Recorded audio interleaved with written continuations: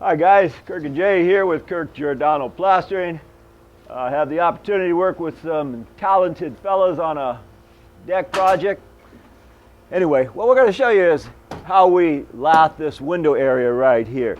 I'm using a 2x4 for a template to give me my screed. And generally, I'm going to cover this up. So I want to know where my studs are. My stud's right here, so I marked this temporary floorboard, and I marked it up here, just to be on the safe side. Now, generally, you get all this metal and crap out the way. I'll show you what I do. I want to double wrap all my corners. So what I'll usually do, guys, is I'll get my paper started. Okay, let's get it started right there. Corner's tight. How do we get a tight corner? We just push it in like so. Give me a tack right here, one on here. Follow the bottom, tight here, tight there. Then we just keep coming around. For the sake of showing you guys what I'm talking about right here, I'm going to cut this paper about right there. Now, what I'll generally do is continue around the corner. And right here, I'm going to cut this guy out. Cut this guy out. And I can put this like this and go on the inside, but there is a better way to do that, guys, which I'll show you right now. I'm going to pop a couple staples down there. And Jay, right by your foot, kick me that 9-inch flashing. Okay guys, there's a lot of different peel and stick flashings you could use. In fact, there's about 6 or 7 that I generally use. Whatever's on the job, that's what I'll generally use. I'm kind of here helping these fellas out more like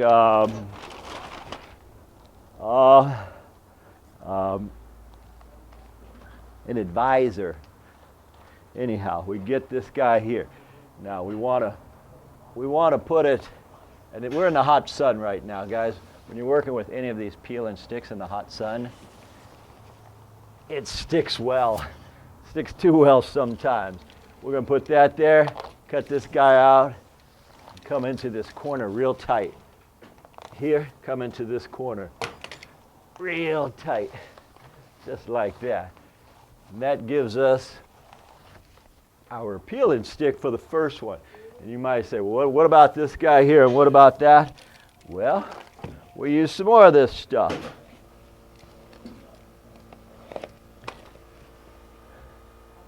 Again, if it wasn't so damn hot, it's better to use this stuff early morning or when the weather's not so hot. So, but to prove a point, I can use it. We're going to put this next one, we're going to counter this. And whether or not I go this way, that way, straight up, it all works. The idea is we want to waterproof these seams right in here. This is not going to get hardly any rain because it's covered, but that doesn't mean we don't want to put it the best as possible on it. I'll show you this side where the camera can see a wee bit better. How's that going, John? You handling it?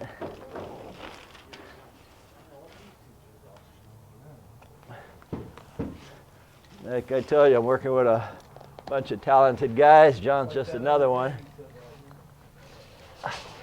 Pretty smart guy, John.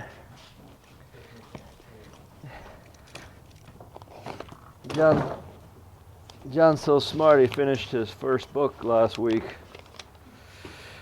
Next week he's going to read another one. You got this on film, right, Coach? Okay, you see right here. I'm going to get this corner now. So it's just a matter of crisscrossing this stuff and playing with it. Let's see. A lot of ways to do it. Right here, Okay, let me see here. Yeah. What I'll do is counter this one and come in here, stick it on there, and counter it. Now we have a seamless guy there. And the same thing, this is a double window. So they got real fancy here where the stucco is going to come up here, go in, then come up, then go in again. It's a double inset window. Oh, we've seen them before many times. So here's a tip, guys. Do not try to save any materials. Use your products, whether or not it's the peel and stick I'm using, whether or not it's DuPont peel and sticks. Do not try to save money on materials because these are real important, these corners right here, especially when you have the inset corners.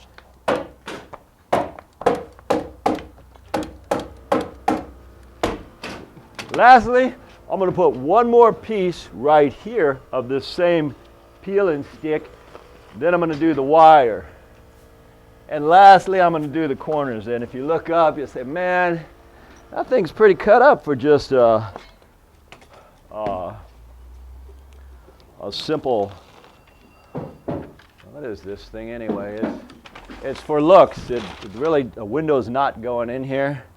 It's just a simple, well, what would you call this, Jay? Window detail? It's just a simple window detail. And there we have it right here.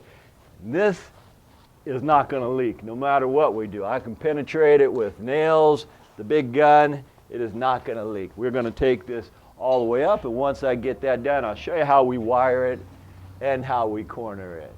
All right, guys. Now that we have this membrane every which way on this sill possible so it cannot leak, what I did is what you can see. I took this paper, went around here.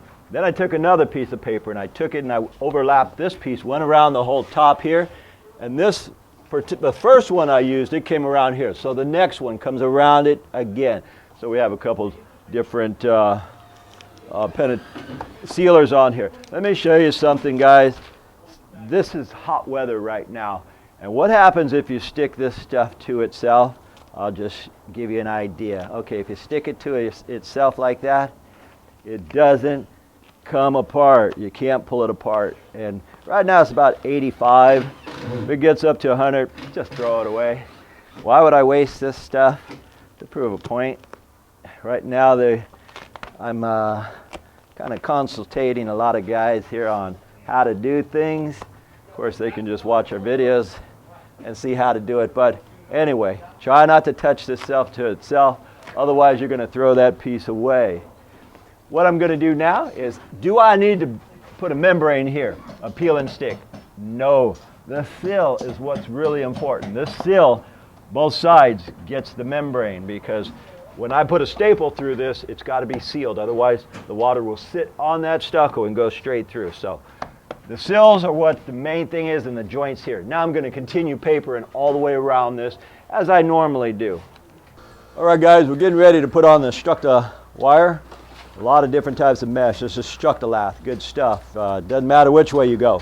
And it has a deep fur. If you look at it this way, a real deep fur. I like using this stuff. Jay pointed out, he said, Dad, maybe you ought to tell them about that membrane. A membrane should always go on the wood. If I papered this and then put the membrane on the paper, that defeats the whole purpose. And do you got to do the tops here and the corners? Not necessarily, but this failed once, and if they ever tear it apart for some reason, I want them to say, damn, who the heck laughed this? They went overboard, but that's the way we do things. So we're going to go ahead and hang this Structalath. Last thing we'll show you is the corners. Jay and I will put those on for you. Okay, guys, I'm putting up this Structalath, and you know, after 30 plus years, you would think Kirk knows everything there is to know about paper and wire. Well, I don't. But I just discovered something. Generally, I don't bend my corners like I did here with the other wire because it's so heavy that by the time you bend it, you've got to use a hammer or a gun and really pound it to make your corner. which a lot of times breaks the paper seal. This stuff, however, and I've only used it on some, let's see, I've used this before on patchwork. In fact, on this same project. So what I just found out is that with this particular wire, and it's Structalath, and I've heard Tommy at West Side Building say, hey Kirk, you know, you ought to try that. It's pretty good stuff. People are ranting and raving about it. By the way, I'm using my hammer tacker because if I use my big gun right down here, the compressor will come on and drown me out. But anyway, I just found out that you can make your corners quite easy with this stuff without puncturing the paper. So I'm just pushing this in gently. You push it in gently, and it's funny, every corner I've done thus far has lined up perfectly. Meaning you go here, now you just tack them in there. I don't have to, with the other wire, you really have to push it in hard where it actually compromises the integrity of the paper. Okay, I got my inner corner. Now watch the outer corner. And guys, I'm just finding this out for the first time because old Kirk doesn't know everything about every product. In fact, I use the products that work and that have treated me well for 30 years. So I kind of like this product. In fact, I think I'm going to start using it more often after I use the 20 rolls that I have in my garage of the other stuff. But I'm impressed. Anytime I can just use my hand and come around, that impresses the hell out of me, guys. So in my new upcoming videos, after I use my other 20 rolls up, I'm going to be using a lot of this Structalath. Anyway, thought I'd show a quick tip. Jay and me are going to start, Jay's going to start cutting all the corners. As soon as he got all those corners cut out, we're going to attach those, and I expect them to go on well, even though we've gone around here, because I can see they're all true and tight.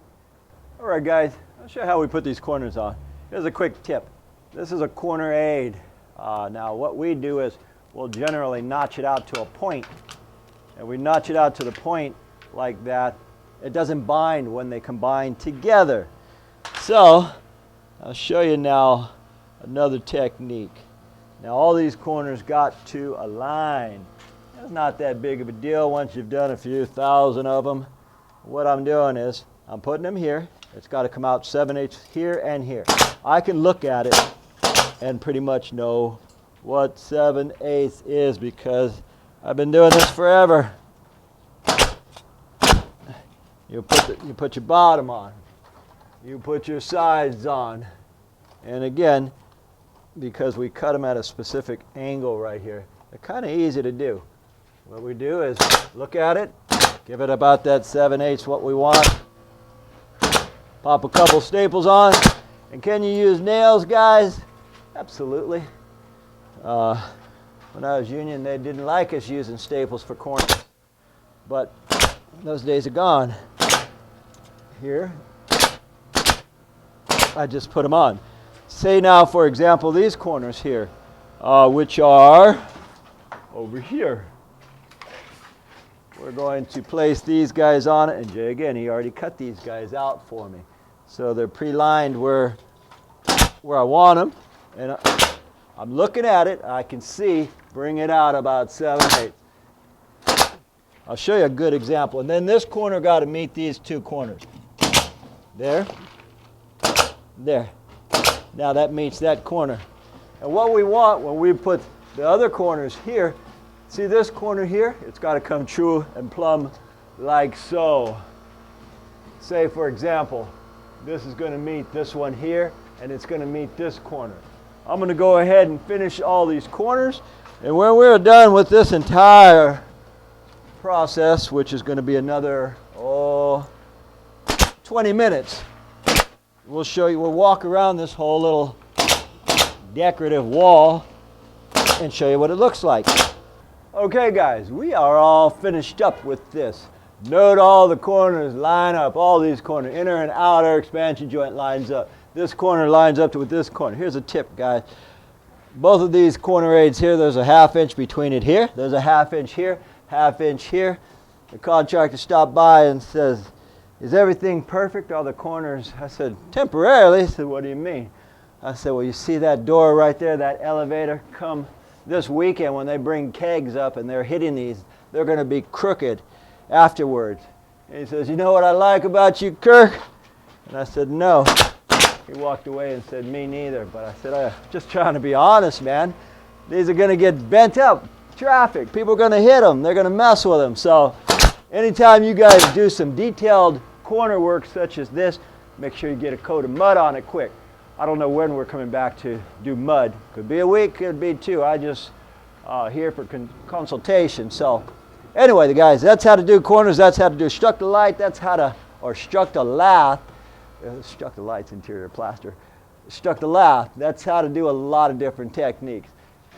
Jason and I thank you for watching, and as usual, guys, we'll see you on the next one.